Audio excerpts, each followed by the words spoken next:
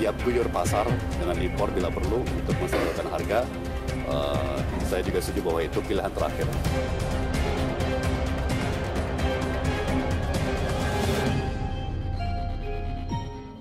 Beberapa waktu lalu polisi menggeledah 2 lokasi di Tangerang yang kepergok menimbun 4.000-an ekor sapi siap potong yang seharusnya dipasok ke pasar. Ini adalah temuan polisi menyangkut daging sapi. Penimbunan sapi untuk menciptakan kelangkaan pasokan sehingga memberi alasan pemerintah untuk menambah kuota impor hewan ternak atau sapi. Ada surat edaran dari sebuah asosiasi pedagang sapi yang melarang penjualan daging sapi. Kemudian jumlah sapi yang ditimbun jika ditambah sapi lokal bisa memenuhi kebutuhan pasar Jabodetabek hingga bulan Maret tahun depan. Iya. Bareskrim sidak begitulah ya, sidak ke dua lokasi di Tangerang dan kemudian menemukan 4.000 ekor sapi siap potong. Waktu itu bareng KPPU? Ya, sebetulnya sebelum Bareskrim kita sama Bareskrim, KPPU malamnya sudah ke sana duluan. Oh, ya, oke. kami tapi di tempat lain ya, bukan di menemukan sesuatu? Menemukan sesuatu, pasti di situ ada kalau nggak salah sekitar 2.000 ekor gitu yang seharusnya siap untuk dipotong tetapi tidak dilakukan. Baru besoknya kami ada koordinasi begitu dengan pihak Bareskrim, kemudian besoknya kalau tidak datang salah, ke tempat lain, datang ke yang di PT Tum itu ya, ke arah Tangerang. Kemudian sorenya lagi Polda bersama-sama KPPU pergi ke Cilengsi. Ya, di sana juga di tempat-tempat tersebut ditemukan bakalan sapi yang sebetulnya sudah siap untuk sempat ngobrol nggak dengan orang yang pemiliknya? Kira-kira kenapa kemudian nggak dilempar ke pasar? Pasti ngobrol ya. Dan mereka bilang apa? Nunggu Idul Adha gitu?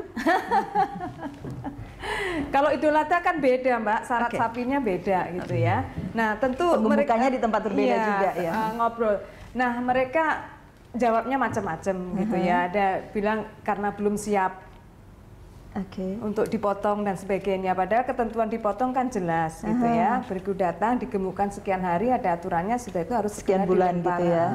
Terus kemudian hasil koordinasi kami bersama Kementerian Pertanian pada saat itu ada suatu apa ya? Kalau bahasanya Mas Arief tadi kan surat gitu ya. Bahasanya Mas Surik itu ada perintah untuk dilarang melakukan menjual dan memotong ya. Ada larangan bagi RPH untuk memotong dan menjual. Melarang untuk dilakukan pemotongan. Itu yang kemudian mau dijerat oleh KPPU sebagai artinya kalau ada larangan ini berarti ada penahanan stok. Ada 24 loh Bang. 24 apa kita sebutnya feedlotter gitu. Iya, feedlotter. Ya mestinya kan persoalannya kan ada sekitar itu kan. Bisa diketahui kalau petani tidak untung, pedagang juga tidak untung, besar di pasar gitu. Mainnya kan ada di sini dan itu kan saya juga dengar bahkan sapi dari NTT yang mestinya stoknya banyak dan itu tidak boleh masuk ke sini. Masuk di akal untuk diperintahkan untuk tidak masuk karena ternyata dari lapangan masih ada sebetulnya. Dan coba bayangkan, menurut saya ini sebuah kejahatan yang membuat semua orang menguras kantongnya lebih dalam. Coba bayangkan kalau di Malaysia atau Singapura jam 40.000 per kilogram, 46 per kilogram, dan kita punya 120.000 atau 3 kali lipatnya. Itu mereka ambil untung dan mengeruk kita semua. Nah itulah Bang, berarti artinya secara teoretik tujuan kartel tercapai. Tujuan kartel itu apa? Mereka melakukan sepakat bersama-sama untuk menahan atau mengatur harga sehingga mendapatkan keuntungan yang setinggi-tingginya secara bersama-sama. Kita bayangkan harga sekilo itu sebetulnya sapi yang siap potong itu harga sapinya itu kan hanya 40.000 ya. 44, kemudian di 44. Padahal berapa sih? Ternyata berdikari mampu menjual di bawah 44, 36 atau 34.000. Itu pun sudah untung katanya. Sudah untung. Ini jual 44. Terpaksa menteri manggil, mbok diturunkan. Namanya pedagang diperintah nurunkan harga, kalau sudah naik mau turun tuh ya susahnya minta ampun. Minta turun 40, nggak mau 42 kan? Tapi bisa tuh turun 4, ya paling tidak sudah 42 di situ jatuh ke Ruri ini berapa kan gitu, konsumen Mansuri, ya? apalagi kan gitu. Jadi kalau harga daging di Malaysia di Singapura itu sekitar 45.000 ya per kilo. ya. Artinya dan sebetulnya kalau saya dengar pemerintah sendiri itu yakin bisa membuat harga itu gitu. Betul. Cuman masalahnya bagaimana caranya. Nah, sekarang tuduhan kartel saya kira jadi masuk akal karena alasan-alasan yang ada menjadi logis. Jadi Jabodetabek aja itu kan sebetulnya 60% konsumsi daging nasional.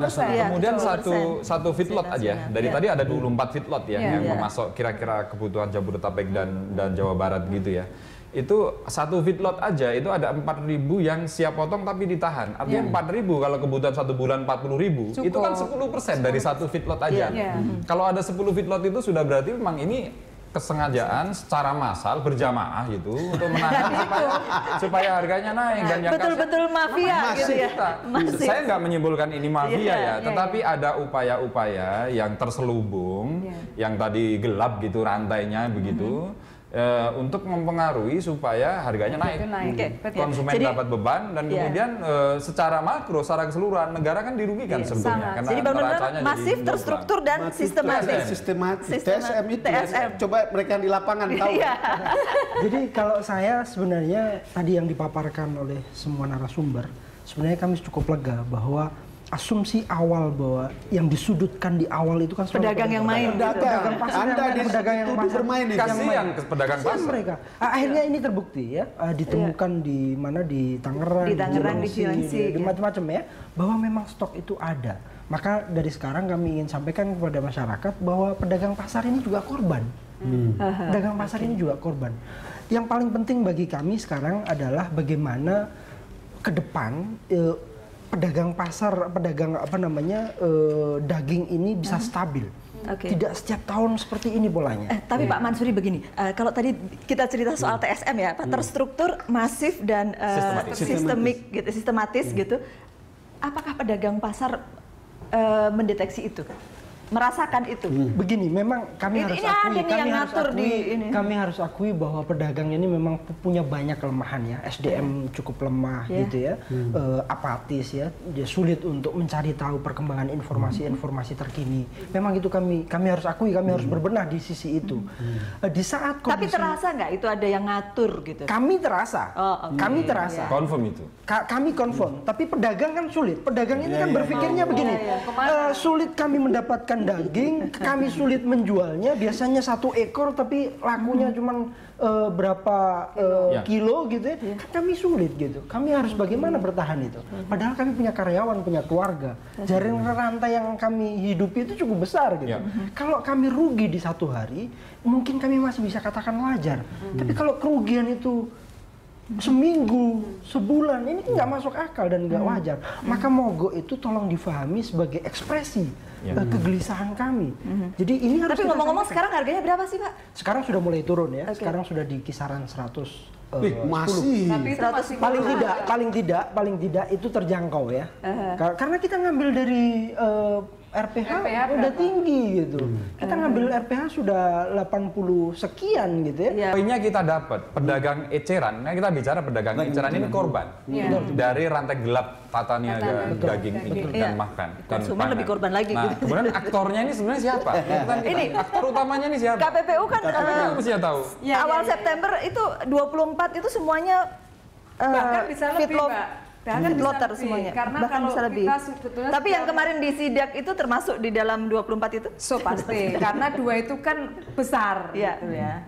Kalau besar tuh kita curiga, orang yang besar tuh biasanya suka mempengaruhi yang kecil-kecil, dia dominan kan. Gitu. Bagaimana kemudian feedlotter ini bisa kemudian bermain begitu besar di dalam bisnis daging ini? Ya, kalau tentu, versi KPPU? Ya versi kami kan itu tadi, Mbak. Kalau mereka itu kan tujuannya untuk mencapai keuntungan yang besar tadi. Kalau dia sendiri kan di rantai perdagangan kan ada importir juga di situ kan? Nah, di sini lucunya importir sekaligus dia juga berperan sebagai feedlotter. Sebagian importir. Sebagian besar atau memang besar? Sebagian besar dia juga berfungsi sebagai feedlotter. Artinya yang main ya itu gitu loh. Nah, kenapa dia bisa bermain? Tentu di belakang sana ada yang tadi Mas Arief sudah karena importir dia kemudian merangkap feedlotter, jadi ya memang Ya gimana Nung, kalau lihat begini kan sebetulnya kerja kartel ini sangat sistematis. Sampai para pedagang pasar tidak punya bargaining position. Sampai peternak tidak punya bargaining position apalagi gitu. Bahkan bisa mendikte kekuasaan dan mendikte regulasi. Kadang-kadang kan mereka bikin seperti ini supaya membuka keran impor lah atau apalah yang kemudian lebih mudah untuk dapatkan keuntungan yang besar. Sampai sebegitunya, dan menurut saya sih negara tidak boleh kalah untuk Kita jeda dulu, nanti saya akan sambung ke Pak Mansuri sesaat lagi ya. Kami akan kembali untuk Anda.